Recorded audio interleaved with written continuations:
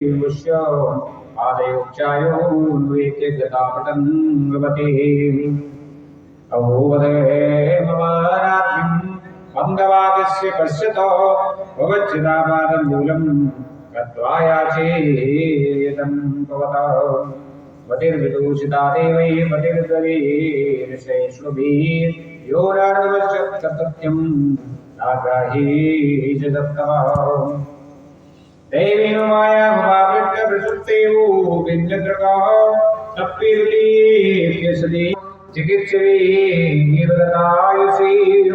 प्रसादिजगदात्मनमसादस्प्रसादनम् भवच्चिर्मया चेहं भवं भाग्यो विवर्जिता स्वराज्यं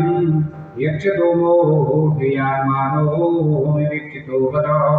ईश्वराच्चेन पुण्येन फलीकारा विनिवादना